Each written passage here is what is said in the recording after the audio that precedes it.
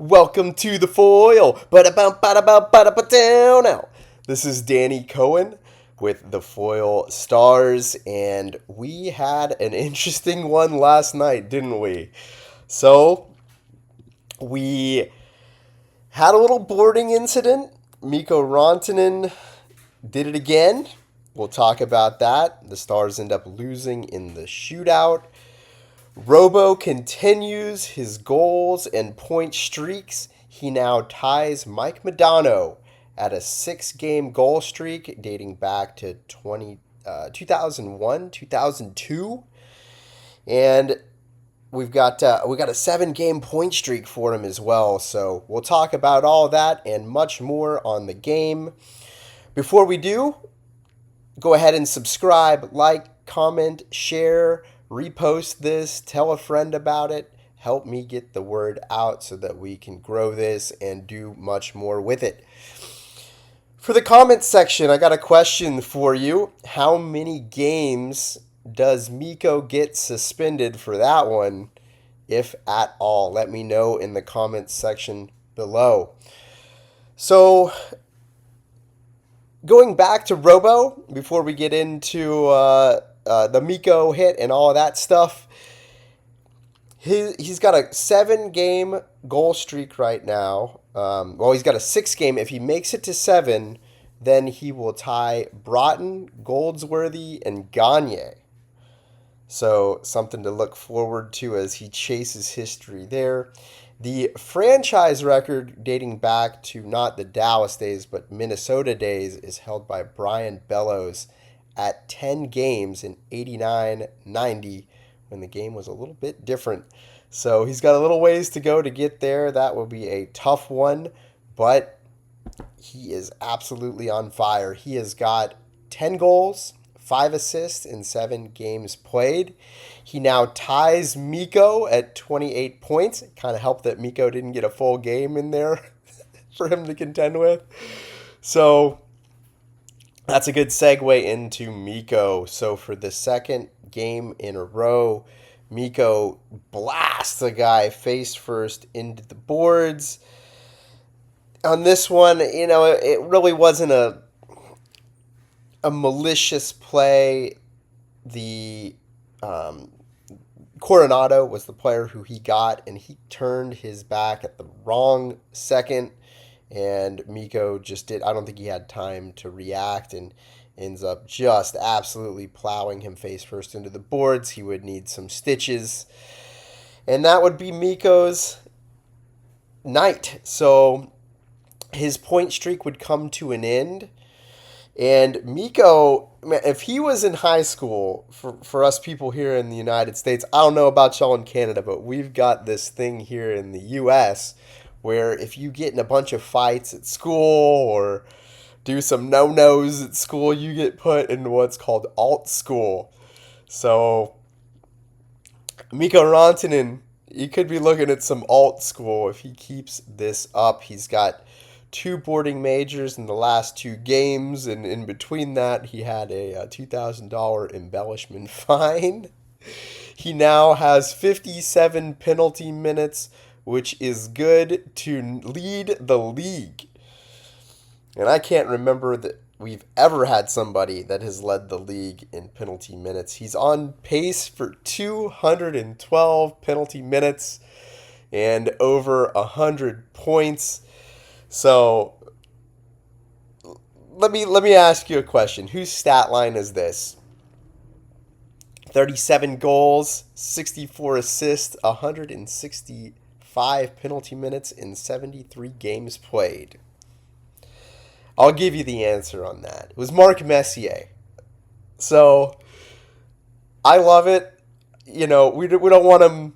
We don't want him hurting people out there for no reason. And that's not what he's doing. But you got to enjoy this for what it's worth. Mikko gets his first ever fighting major. I don't know if he really threw a punch in there, but I'll give it to him anyway. And on the other side of things, I am concerned that if we don't get healthier on the back end soon, that we aren't safe playing anyone right now. absolutely anybody in the league can beat us. We lost to the last place team. I kind of told you this was a trap game, so I'm not overly shocked that it happened, but we really need to get healthy quickly. I think if this is a healthy team, we beat this team handily. So Lindell ended up leaving the game after taking some friendly fire from a high stick on Hintz. That did not help us there. So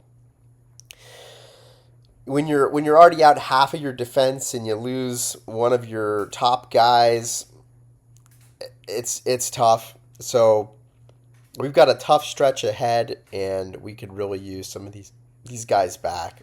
When you look at our schedule, we're running a gauntlet here of difficult teams, and I'm kind of worried that we could be looking at some 500 hockey at best if something doesn't change in terms of people coming back. This would be a great time to get somebody like Duchene back in the lineup. We need another righty. Please, Lyubushkin, come back. Harley, hopefully he can come back soon as well. Lundkvist would be another player that you'd really benefit from having on the back end, another righty who can move the puck. So Dallas ends up getting goalied by another backup goaltender. Does everybody's backup get just a free win on us? Like, what is up with this? He made some great saves on the night, did Cooley, and he ended up putting up a .933 save percentage. He's got a .935 in 7 games, so we're not alone with this guy in doing this, like we are on some of the other backup tendies that do this to us. So DeSmith ended up putting a .939 on the night, and I don't think he made the quality of saves that the other guy did. He ended up letting one goal in that was a little questionable as well, that one that went tweeners on him. But, yeah, DeSmith still looked pretty good on the night. Whenever you're putting up a .93 something, it's hard to really say that this one was on the goalie so much. And if you look at DeSmith in his last 3 games, he's got a .966. He's got 3 goals against in those games and 1 shootout among those. And little random thought here, but I heard that organ playing in the Flames' den over there, and man, if we get a new arena, which I hope we don't, but if we do, and even if we don't, if there's some way to put an organ in AAC or in a new arena, that would be pristine. It just adds that old school vibe to the games, and I just love some organ. It brings a smile to my face every time. So Benn seeing more shifts on the top line. He still does not get his 400th.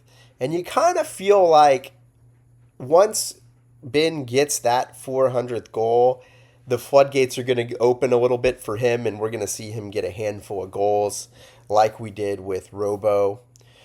So the other thing on the night that was a head scratcher, we managed to let the worst team in the league in terms of power play that was cranking at a rate of 12.5% go 2 for 6 on us on the night.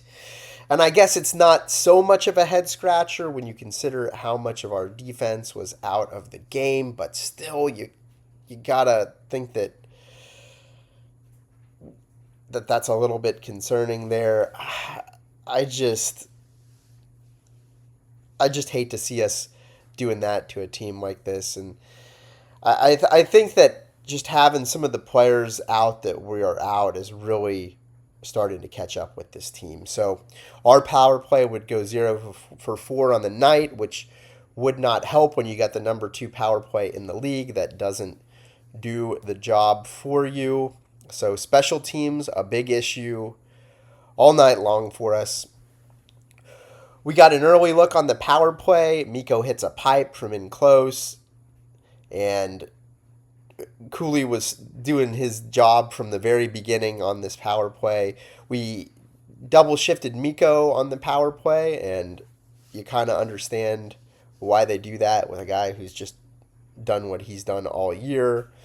Bichsel takes a penalty behind the net on Kadri on kind of a weak call.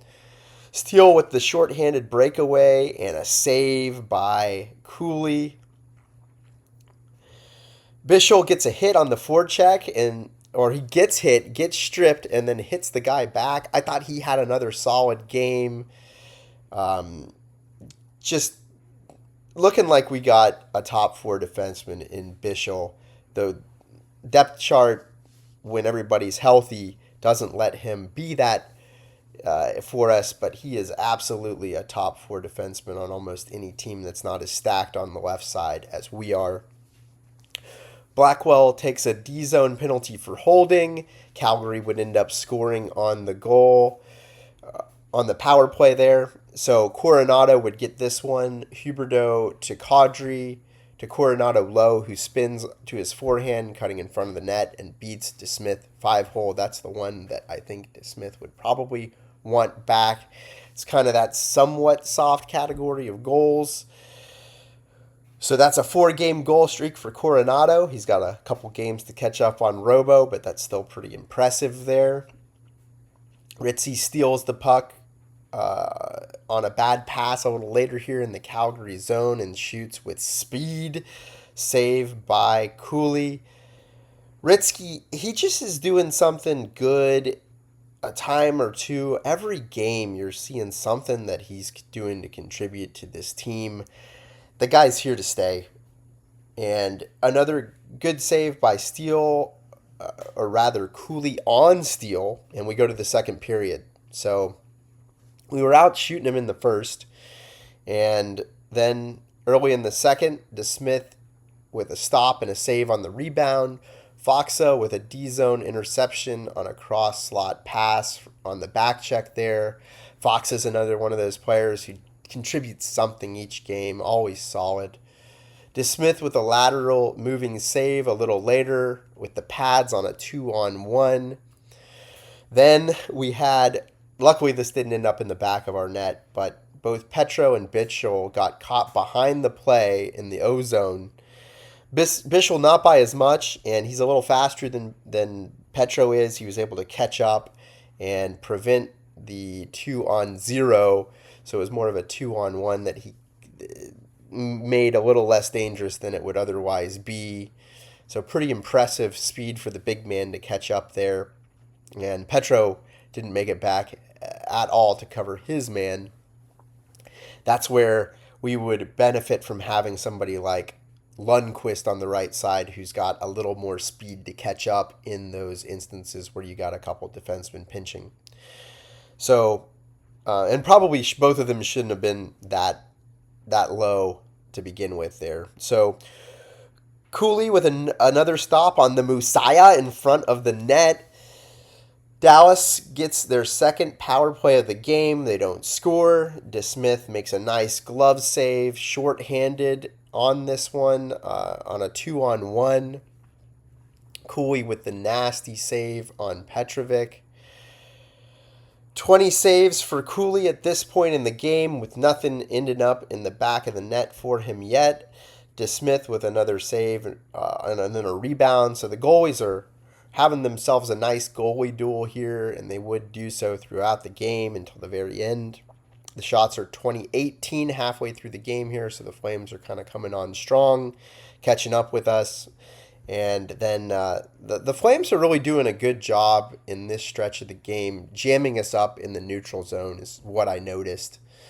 And Mikko would take a penalty late in the period to add to his now league-leading totals.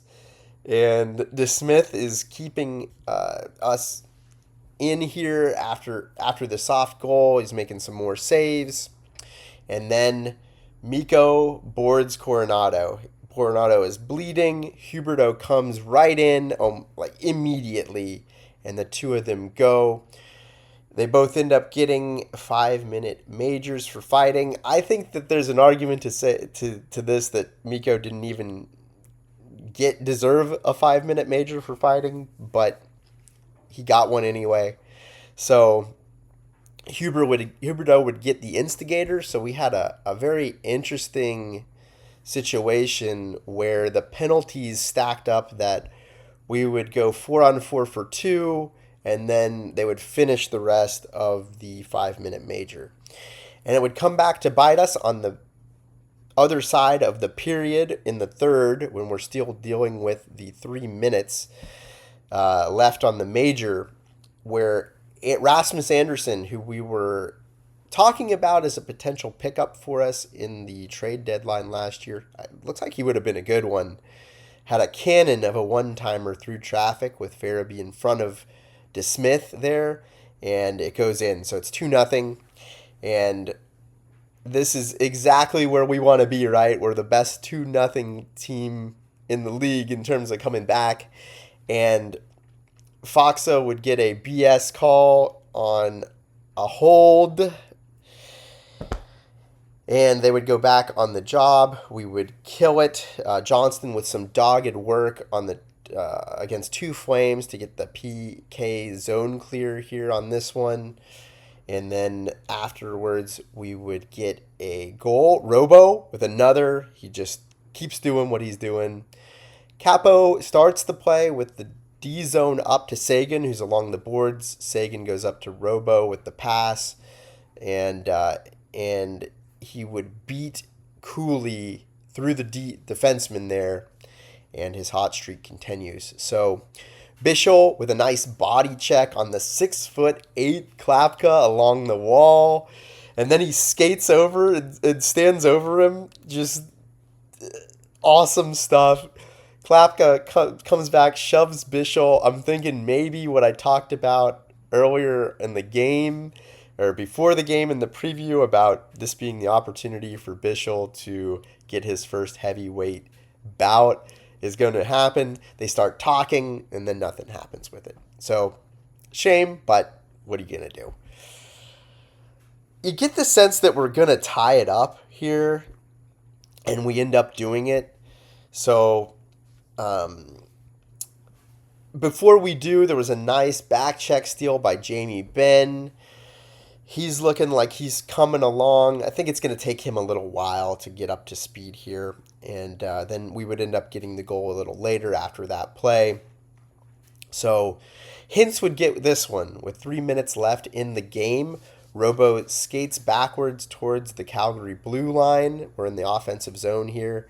And he skates back to get the puck around, that's coming around the wall. And he curls back on his backhand to avoid the pressuring Flame once he gets the puck. Uses his arms to defend off the Flame who's chasing him. And he would end up dishing the puck to Hintz, who receives the puck in the right circle and then scores high blocker on the goalie. He's falling to his knees, is Hintz, as he's making this shot. So really difficult one for him to make. He ends up getting it. Calgary would take a delay of game penalty with about 2:26 left in the game. And then they would take another tripping call by their new player Beecher on Hintz with 1:23. So we've got a 5-on-3. And this is our opportunity to just put this game to bed in regulation with the number 2 power play in the league. The thing is, we're missing Mikko, who's a big part of that power play. We don't score. We really could have used him there. So we go to overtime, and it's 4-on-4. This is an interesting rule book trivia question answer for you. So what happens when you go into the overtime when you've got a penalty situation like this? Well, it's 4-on-4, and then it's 4-on-4 once the 4 versus 3 ends, or once there's a stoppage, and then you go 3-on-3. So anyway, we go 4-on-4 for all of overtime because there's no stoppages, and 4-on-4 just isn't quite as fun as the 3-on-3 that we've moved to in recent years. Felt like we time traveled back a little bit to the old OT from a few years ago. And Lindell and Bichsel are out there in the 4 versus 4. So that shows you how shorthanded we are on D, because that's not at all who you'd think that we'd want out there. And maybe they put them out there because they probably could have gone with some faster players, though they were pretty green in Kolyachonok and Capobianco. But, sometimes we do go with those. When you're going against the speedy team, sometimes they do like to put out some defensive players. We saw them do that once pretty successfully against Edmonton when they were up against the big boys there. So maybe a combination of the two factors of just being shorthanded and not trusting the new guys, as well as maybe a little strategy to get to the shootout where we're usually money.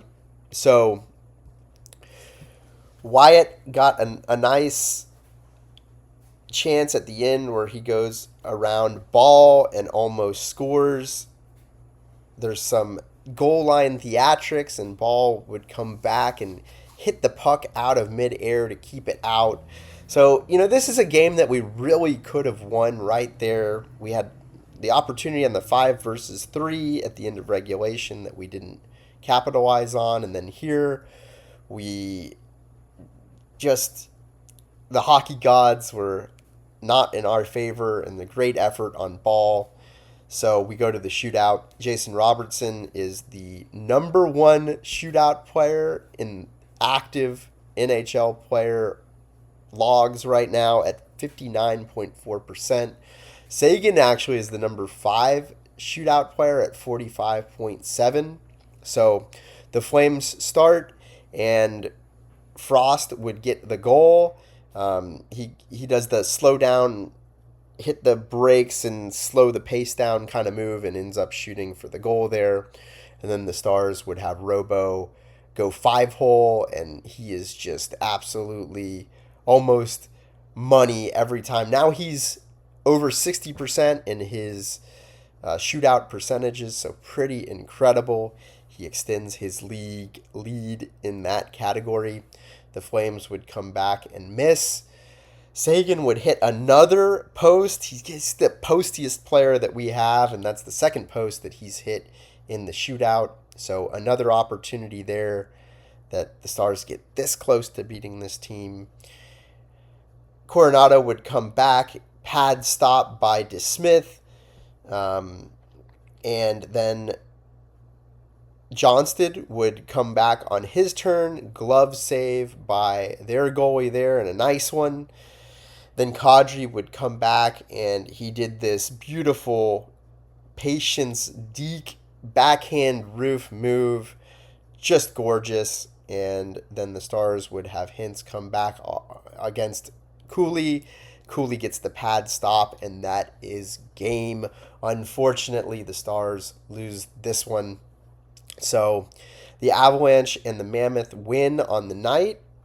The Avs are putting us at a safe distance as well. So we're seeing some things kind of develop in the divisional race. The Ducks would win and pass us. So the Avalanche, the Mammoth catch up with us a little bit. The Avalanche get a little further ahead. The Ducks pass us, and we're now 4 points ahead of Minneapolis, who is on a tear as well. We're 5 points ahead of the Mammoth. And next we go to Edmonton on Tuesday, so we get a little bit of a break in the meantime. And I look forward to bringing you that pregame against Edmonton. If y'all have any questions, I can be reached at TheFoilHockey@gmail.com or on Reddit. Go check that out at u/TheFoilHockey. Y'all have a good one.